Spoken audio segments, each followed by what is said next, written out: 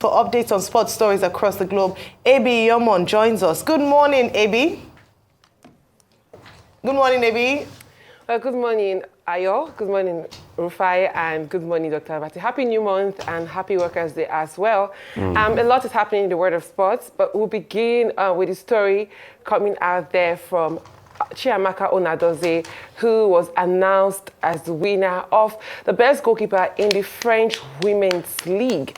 A big one for her, as she's the first African woman to achieve that feat at all. Not talk of being a Nigerian. And now she's known for her penalty heroics, and she's saved 7 penalties in the league, the highest tally in Italy.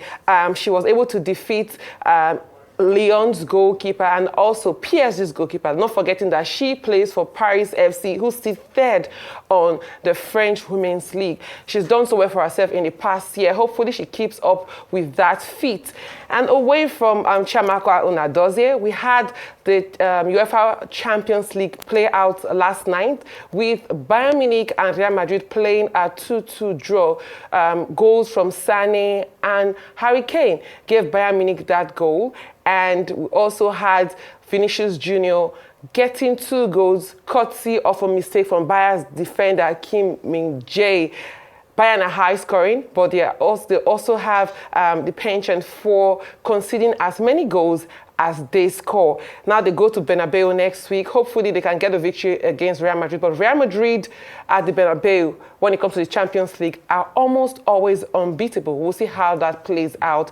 And later tonight, we have Dortmund hosting PSG to the first leg of their semi-final. And PSG are in their first semi-final since 2013, when Jurgen Klopp took them to the final. Well, rather, that's Dortmund. And for PSG, they'll be hoping to lay their hands on the Champions League for the first time. We'll see if they can do that. And we'll go to Spain, where the Spanish Football Federation has punished Atletico Madrid for the antics of their fans. Nico Williams of Athletic Bilbao was racially abused in the weekend fixtures, and the game had to stop. But now concerns have been raised because of the amount of, or the magnitude of the sanctions levied on Atletico Madrid. They'll be banned for, partially banned with fines for 2 matches, and they have been fined 20,000 euros. But so many say that how come racial abuse has a much lower amount of punishment compared to betting. Some say that point deductions should be put in place to ensure that fans are deterred from racially abusing players. We've seen Vinicius Jr., Marega, so many other players, or African players, or black players being abused in matches. Hopefully this is stopped, or this is looked into, or the punishment meted out to offenders gets higher magnitude. And away from that, we go to tennis, where Rafael Nadal's run at the Madrid Open came to an end after losing to Jiri Lihecta. That's in 2 straight sets. He wasn't able to get a victory, and he's now out. But he was given an award for what he's done in Madrid in previous tournaments. Nadal is hoping to play in the French Open come later this month.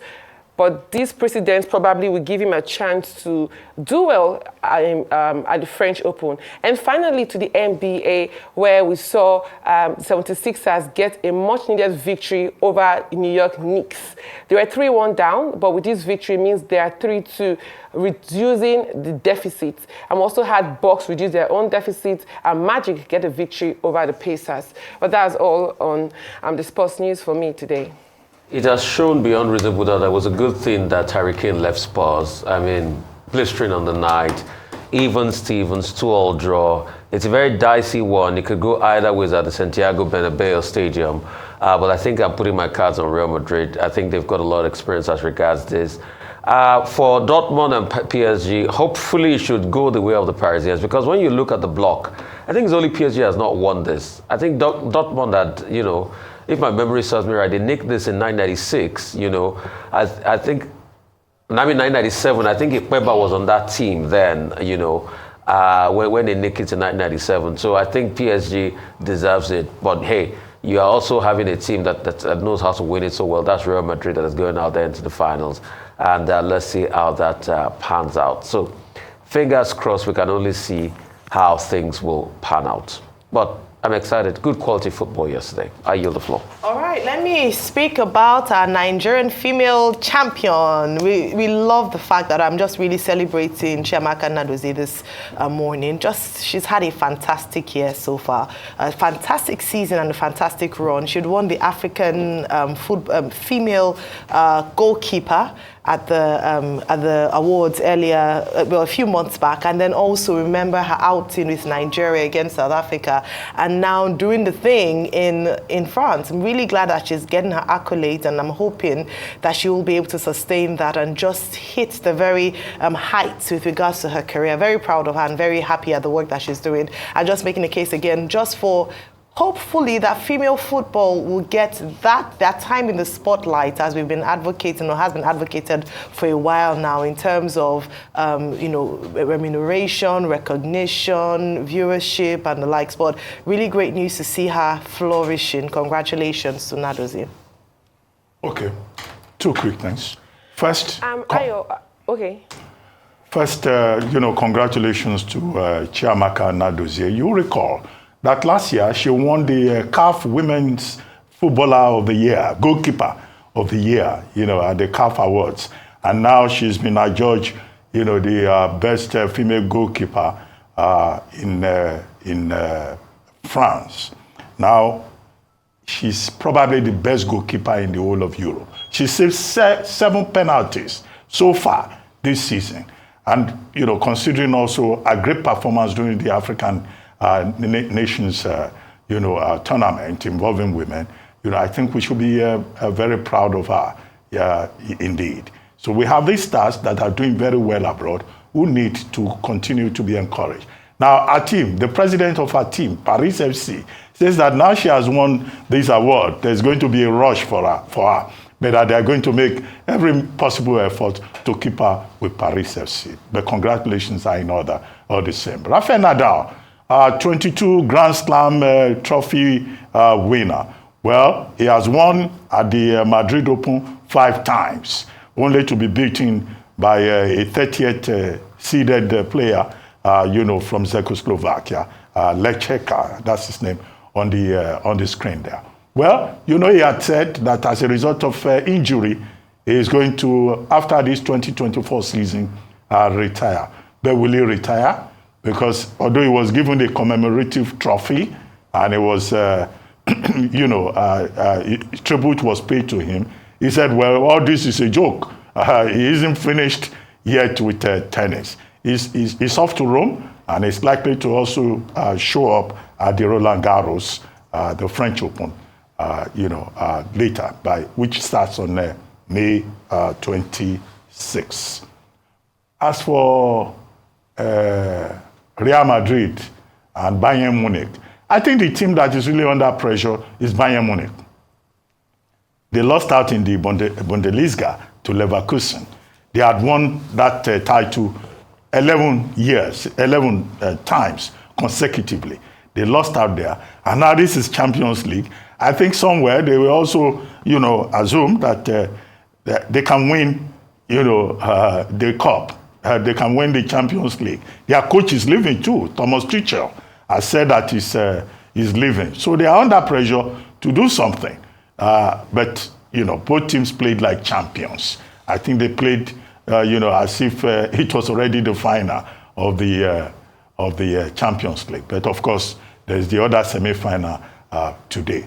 But the quality of football, the standard of European football, that is what we will all remember at the end of the day.